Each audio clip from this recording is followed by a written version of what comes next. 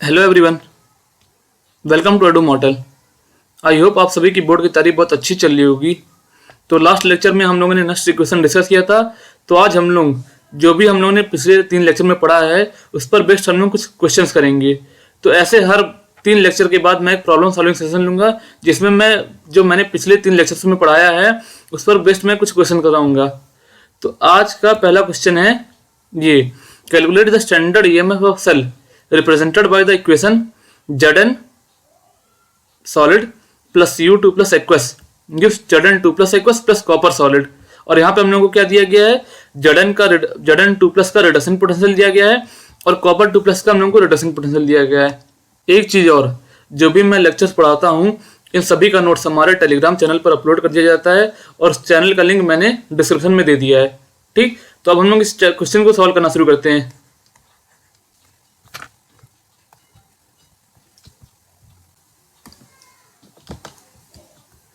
तो अब हम लोग इस क्वेश्चन को सॉल्व करते हैं।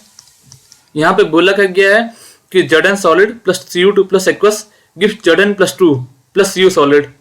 ठीक, तो यहाँ पे हम लोग के पास जो दो हाफ इक्वेशन हम लोग लिखना चाहेंगे वो क्या हो जाएगा, गिव्स Zn+2 प्लस 2 इलेक्ट्रॉन। और यहाँ पे क्या हो रहा है, Cu2 प्लस जो हो रहा है वो 2 इलेक्ट्रॉन लेकर के क्या बना रहा है, कॉपर सॉलिड बना रहा है। तो यहाँ पे ऑक्सीडेशन किसका हो रहा है, जिंक का हो रहा है। तो हम लोग के पास ये जो होगा ये क्या हो जाएगा, एनोड का काम करेगा। और ये हम लोग के पास कॉपर का क्या हो रहा है, Cu2 प्लस क्या हो रहा है, रिड्यूस हो रहा है। तो यहाँ पे हम लोग के पास ये क्या हो जाएगा, हम लोग का कॉपर जो होगा वो क्या करेगा, कैथोड का काम करेगा। ठीक, जितना आपको समझ में आ गया होगा। और यहाँ पे हम लोग को जो दिया गया है ये क्या है, जिंक का रिडक्शन पोटेंशियल है और ये क्या है, कॉपर का हम लोग के पास क्या रिडक्शन पोटेंशियल है। ठीक, तो मैं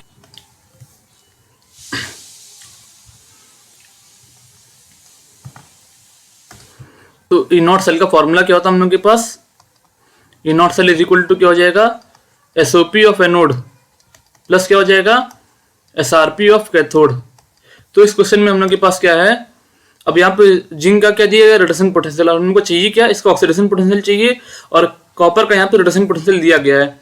तो क्या हो जाएगा, SOP एनोड यहाँ पे होगा क्या, माइनस SRP एनोड हो जाएगा, इज इक्वल टू क्या हो जाएगा, 0.76 वोल्ट।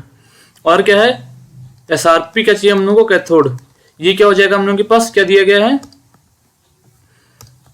0.34 वोल्ट।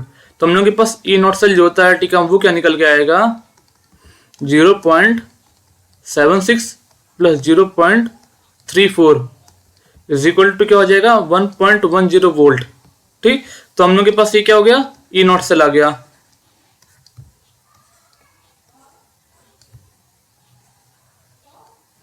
तो ये हम लोग के पास क्या हो गया, ये बेसिक मतलब जो भी सेल पोटेंशियल होता है, सेल पोटेंशियल। तो ये प्रॉब्लम हम लोग का सेल पोटेंशियल पर बेस्ड था। अब हम लोग बढ़ते अपने अगले क्वेश्चन पे जो कि क्या है, नेक्स्ट क्वेश्चन पे बेस्ड है। और ये क्वेश्चन कहाँ से मैंने एनसीईआरटी से लिया है, ये एनसीईआरटी का पहला एग्जाम्पल है। क्या बोला गया इस क्वेश्चन में, represent the cell in which following reaction takes place, Mg solid plus 2 Ag plus gives Mg+2 plus 2 Ag solid. इसको हम लोग को रिप्रेजेंट करना है और इसका हम लोग को ईएमएफ निकालना है। तो चलिए हम लोग इसका सोल्यूशन करते हैं। तो हम लोग इस क्वेश्चन को सॉल्व करते हैं। तो हम लोग एक, अगर कोई हम लोग के पास मतलब सेल को रिप्रेजेंट करना है तो हम लोग उसको कैसे रिप्रेजेंट करते हैं, एनोड, एक line anode, half cell, electrolyte. और ये क्या हो गया, सॉल्ट ब्रिज बन गया। फिर हम लोग क्या लिखेंगे, कैथोड, हाफ सेल, इलेक्ट्रोलाइट और फिर क्या हो जाएगा, कैथोड। यहां पर ऑक्सीडेशन किसका हो रहा है, Mg का। Mg जो हो रहा है वो क्या बन रहा है, Mg+2 हो जाएगा प्लस 2 इलेक्ट्रॉन। तो हम लोग के पास क्या हो जाएगा, Mg जो होता है टीका वो क्या बन जाएगा, एनोड बन जाएगा। ठीक, और Ag प्लस हम लोग के पास जो हो रहा है वो क्या हो रहा है, प्लस 1 इलेक्ट्रॉन। क्या बनेगा हम लोग के पास, ये Ag सॉलिड बनेगा। तो हम लोग के पास Ag क्या हो रहा है, रिड्यूस हो रहा है तो हम लोग के पास Ag जो होता है T का वो क्या हो जाएगा, कैथोड बन जाएगा। तो हम लोग इस सेल को रिप्रेजेंट करते हैं, वो क्या हो जाएगा, पहले हम लोग क्या लिखेंगे, एनोड, तो Mg हो जाएगा, Mg ऑब्लिक Mg+2, और यहाँ पर हम लोग क्या लिखते हैं, इसका कंसंट्रेशन भी लिख देते हैं, तो क्या हो जाएगा 0.130 मोलर। अब ये सॉल्ट ब्रिज बन गया। अब Ag+ लिखा जाएगा, इसका कंसंट्रेशन क्या है 0.0001 0.0001 मोलर ऑब्लिक Ag। तो ये हम लोग के पास क्या हो गया,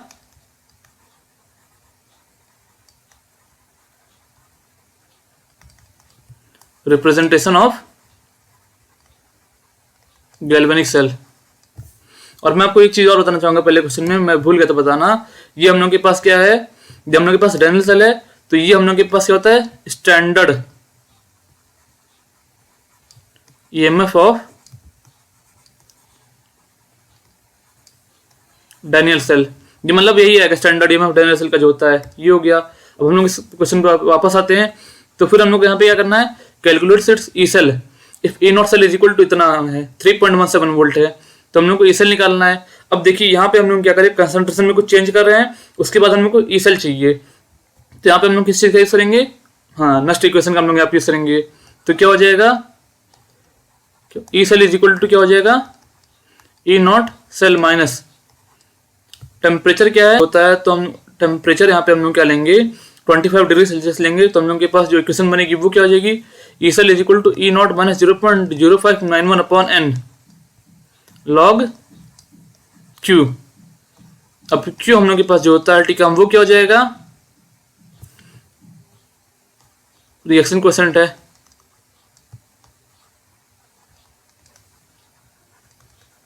अब रिएक्शन हम लोग के पास थी क्या, Mg solid plus 2Ag plus gives Mg2 plus Ag।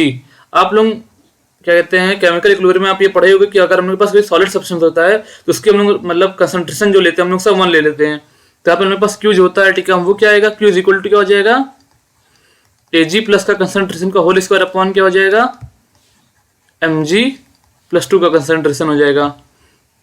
तो ई सेल क्या निकल के आएगा, ई नॉट क्या हम लोग के पास है,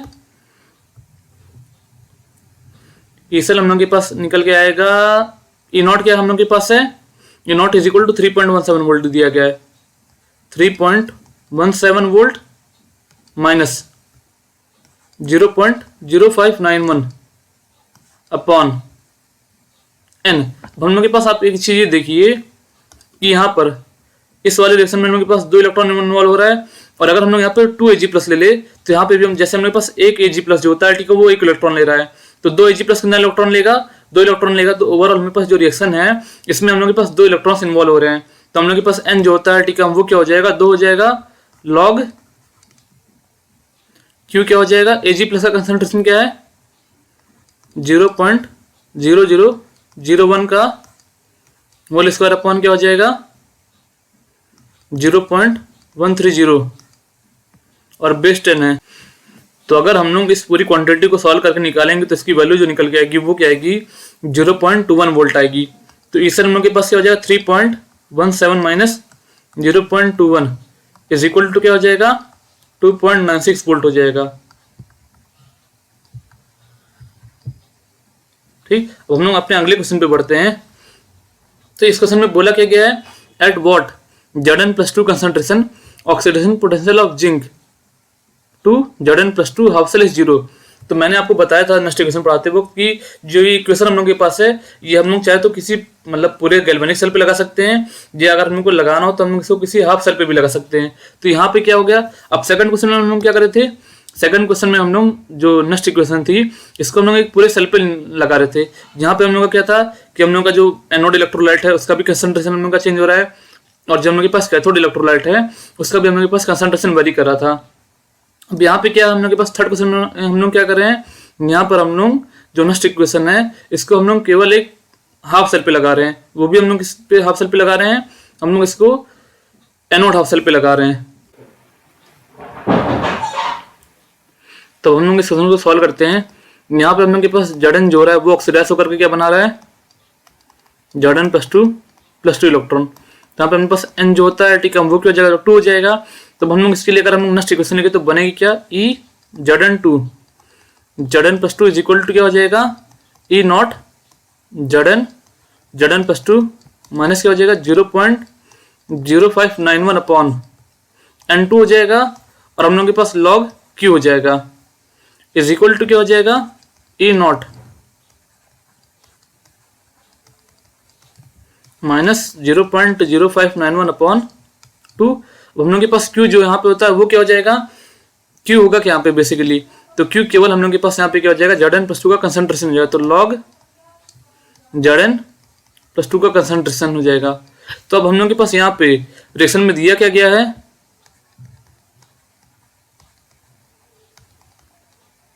तो इस क्वेश्चन में हम लोग को निकालना क्या है कि हम लोग Zn+2 की कंसंट्रेशन क्या ले, कि हम लोग के पास जो ये ई सेल है, मतलब ई सेल नहीं, ये जो हाफ सेल का हम लोग के पास ये जो ई है, ये हम लोग के पास क्या हो जाए, 0 पहुंच जाए। तो हम लोग को क्या करना है, बेसिकली हम लोग को इस क्वांटिटी को 0 बनाना है। तो अब देखिए ये हम लोग के पास कोई पॉजिटिव क्वांटिटी है, ये नेगेटिव है, तो हम लोग को क्या करना है कि हम लोग इस क्वांटिटी को हम लोग को इसके बराबर पहुंचाना है। तो क्या कर ले हम लोग, अब ये 0 हो जाएगा फ्रॉम 1, तो हम लोग के पास ये अगर ये क्वांटिटी 0 पहुंच गई तो क्या हो जाएगा, 0 इज इक्वल टू क्या हो जाएगा, E not Zn+2 minus 0.0591 upon 2 log of Zn+2 का कंसंट्रेशन हो जाएगा। तो हम लोग इसको नेक्स्ट स्लाइड पे देखते हैं। तो क्या हो जाएगा, E not Zn+2 is equal to क्या हो जाएगा, 0.0591 अपॉन 2 लॉग Zn+2 का कंसंट्रेशन हो जाएगा। तो एक चीज मैं आपको ये बता सकता हूँ कि हम लोग अप्रोक्सीमेशन के लिए हम लोग क्या करेंगे, ये जो 0.0591 इसको हम लोग क्या लिखेंगे, 0.06 लिख लेंगे, और E नॉट Zn2 प्लस क्या दिया गया हम लोग को, 0.76 दिया गया है। अब ये देखिए यहाँ पे हम लोग के पास क्या है, ये रिडक्शन पोटेंशियल दिया गया है, और हम लोग को चाहिए क्या, यहाँ पे हम लोग को यहाँ पे ऑक्सीडेशन पोटेंशियल चाहिए, तो उसका उल्टा हो जाएगा। तो क्या हो जाएगा, 0.76 इज इक्वल टू क्या हो जाएगा, 0.06 अपॉन 2 लॉग Zn+2 का कंसंट्रेशन हो जाएगा। तो फिर क्या हो जाएगा, log Zn+2 का कंसंट्रेशन इज इक्वल टू क्या हो जाएगा, 0.76 अपॉन 0.03।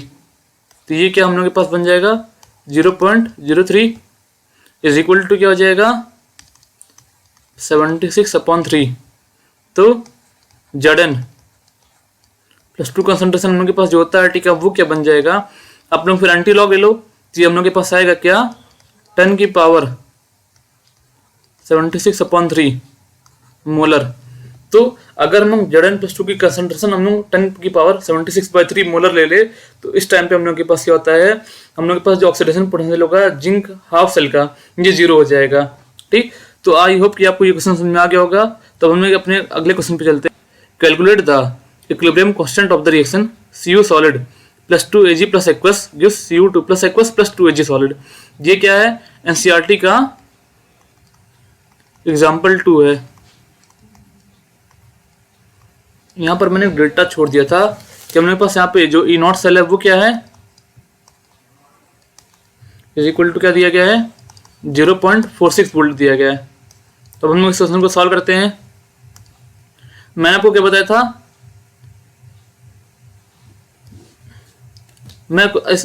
तो चलिए अब हम लोग इस क्वेश्चन को सॉल्व करते हैं। मैं इस क्वेश्चन में कोई भी फॉर्मूला यूज करूंगा, मैं आपको डेराइव करके दिखाता हूँ। इज इक्वल टू क्या हो जाएगा, E not minus 0.0591 upon n क्या हो जाएगा, log Qc at equilibrium. E is equal to क्या हो जाएगा 0 एंड क्या हो जाएगा क्यूसी इज इक्वल टू क्या हो जाएगा, केसी इज इक्वल टू क्या हो जाएगा, इक्विलिब्रियम कांस्टेंट।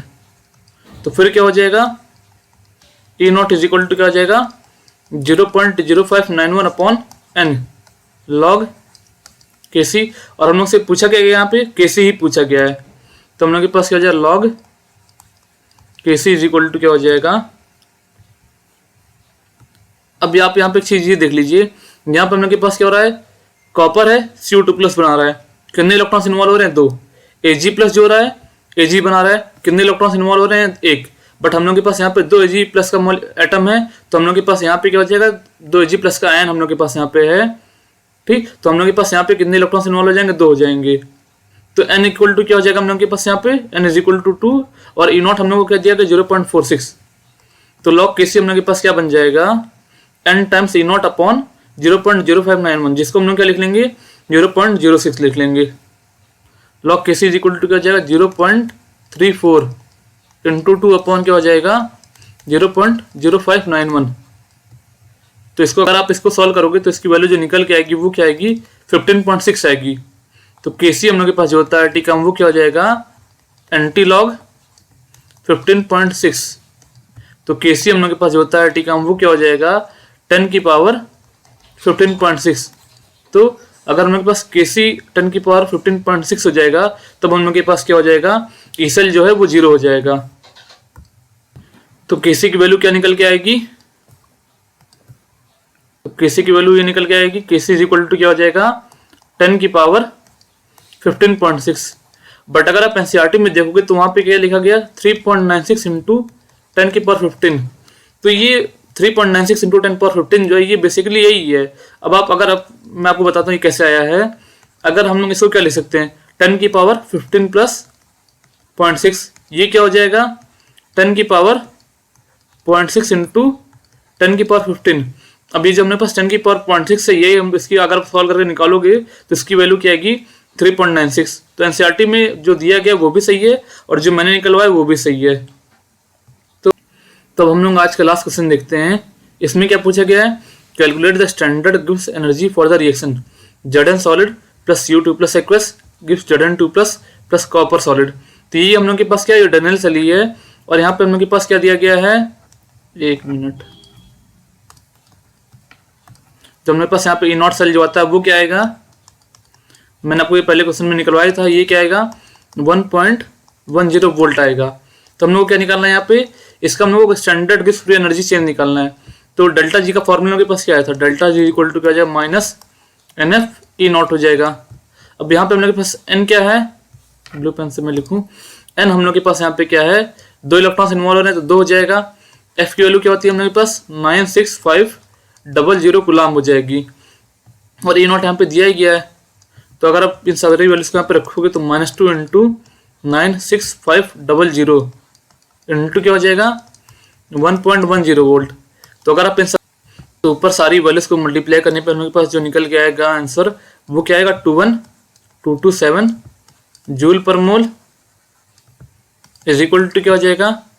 अगर हम उसको किलो जूल में कर ले -21.227 किलो जूल पर मोल हो जाएगा। अब ये हम लोग के पास क्या हो गया? डेल्टा जी हो गया। अगर आपसे किसी ने किया पूछ लिया होता यूजफुल वर्क, तो यूजफुल वर्क हम लोग के पास होता क्या? बेसिकली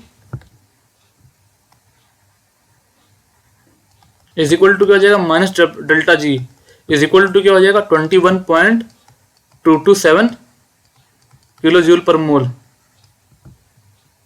डेल्टा जी हम लोग के पास जो होता है टी का ये निकल आया। तो अब हम लोग आज का सेशन यहीं पे खत्म करते हैं।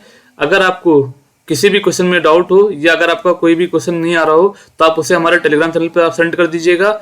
आई होप आज का सेशन आपको अच्छा लगा होगा। तो मिलते हैं अब हम लोग अगले लेक्चर में। Thank you.